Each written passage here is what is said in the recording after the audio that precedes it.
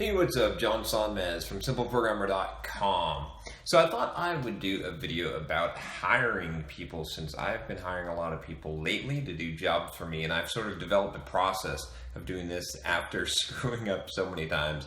I have been in the past not so good at this. In fact, this was one of the biggest weaknesses that really stopped me from being successful, or as successful as I could be as an entrepreneur. And I still have a lot to learn in this process, but I've gotten pretty good at it now, I would say, and I am going to share with you the kind of technique that I use to hire people today and why I do it that particular way. So, hiring someone in the past has been something that I used to do based on either a set of technical questions or gut, and it's a little bit different when you're hiring someone in the corporate world, especially when you're not writing the paycheck yourself. And so a lot of times I would just interview someone, and if they seemed like a good fit technically and socially, give them the thumbs up, and I would recommend them for hire. But that doesn't quite work so well when you're running your own business. And now that I have that perspective, I actually probably would revamp the way I would hire or recommend to hire someone in just about any business because of that. So let me tell you how I currently do things. So what I do now, I hire a lot of people off of Upwork, or it doesn't matter if it's Upwork or not though, but what I'll essentially do is I will create a job listing that is very detailed and is designed to filter out people. So I'll put things in there, negative things in there, things that would make it so someone would not want to apply for this job, because I want to set the bar a little bit higher so that I only get the people that are exact matches, or they're going to match up as well as possible for the job, and don't get a huge number of people to sort through it. It's sort of a first level filter that makes it easier. So for example, if I'm hiring someone for a specific job, I'm going to put in very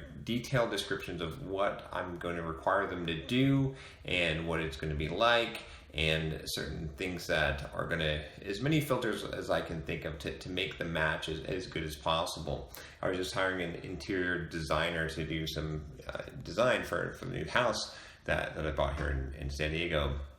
And in that job requirement, or in that that description, I put in very specific pictures of what we wanted the house to look like, or what our style was, and budget, and all of those things that sort of really reduce the number of people that would actually respond to our request.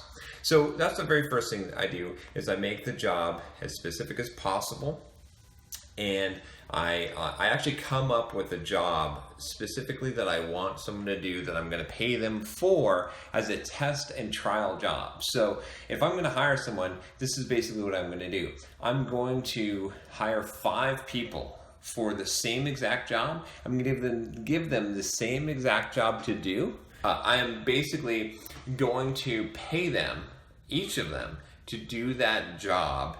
And I'm not going to have them do different jobs. It's going to be the exact same job. If it's programming, I'm going to have them write the same exact program, or piece of that program, exact same requirements. If it's video editing, when I hired my excellent video editor who's editing this video, he went through, I actually hired 10 video editors to edit the same exact video, because I wanted someone really good that I could count on, that was reliable. And he came out as the best. He did a really good job on the video editing. He was very communicative, and he showed that he met the requirements. That it was clear to me that this was the right person to hire, and that has been very successful. I'm very happy with that hire.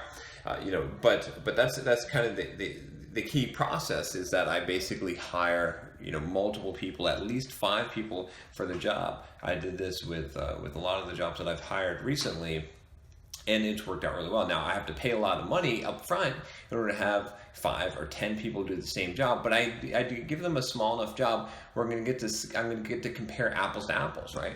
So even if I were hiring a developer, even a full-time developer today, I'd probably hire them as a contract on a paid job that I give them, and I have them compete against each other and give them all that same job. And maybe you could even get multiple developers out of that. If there were multiple, it doesn't mean that you only have to hire one if you need multiple developers and they turn out to be really good. But anyway, that's the process that I use, and I'm trying to see if there's anything else related to that process. That's pretty much it. Really, the key is hiring multiple people for the same job and having it be a paid job, not a free job. You're not doing anything like that, because when you do it that way, when you do it this way, what ends up happening is you end up having multiple people that are going to you're going to see what their real work is, because they're going to get paid for a real job that they're doing for you. And you're going to be able to compare apples to apples and see what the actual amount is. And I also don't cap I don't like try to negotiate rates or anything like that at this stage, because there's no point. I want to see what someone who's being paid, what they have set their rate at, or what their time budget is, how long they're going to take, especially when I'm paying someone hourly, because there's a big difference. Some people will sandbag a job, right?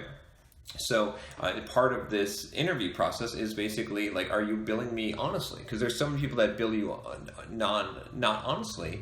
And so when you do this and you have 5 different people to compare against, and you can see that one person took 5 hours, another person took 20 hours, and everyone else, or most people, were falling between 5 and 10, it gives you an idea of how long someone's going to take. Because when you look at an hourly basis, the hourly rate doesn't necessarily mean anything, because there's a lot of people that will charge a very, very low hourly rate, but they're going to take a lot of hours and they might not be as skillful.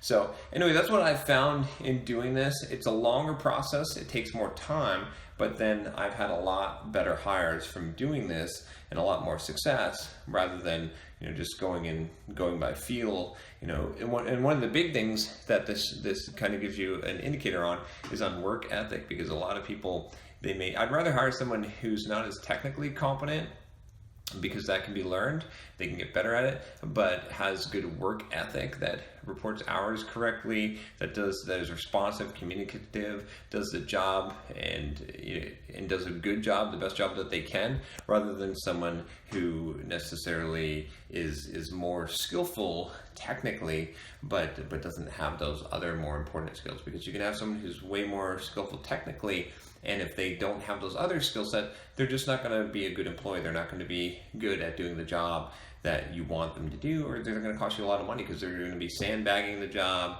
and then all kinds of things like that. So anyway, I thought this was something that you might find useful. It's some advice. I wish I had learned this when I was first starting out. It's in trial and error process, but it's really helped me to get some good hires.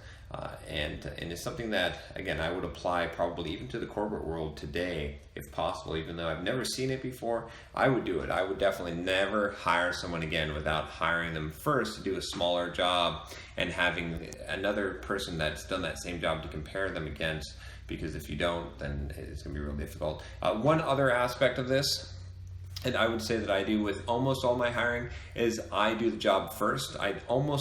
Unless it's something that's totally out of my skill set, that I couldn't do at all, I try to manually do the job myself before I automate it, quote, automate it by hiring someone else. Because if you can't do the job, you can't judge the job. Now, if you have 5 other people doing the job, then you might have a better way of doing that. But in general, I want to do it. Before I hired someone to edit my videos, I edited all my videos and I did all that work. So I know how long it's supposed to take. I know how long it takes to produce a podcast. I know how long it takes to answer my emails. I know how long a lot of the jobs that I do take. And so I know if someone's being honest or not. So anyway, I thought you'd find this useful. If you have a question for me, email me at john@simpleprogrammer.com. And if you like this video, subscribe to the channel. I will talk to you next time. Take care.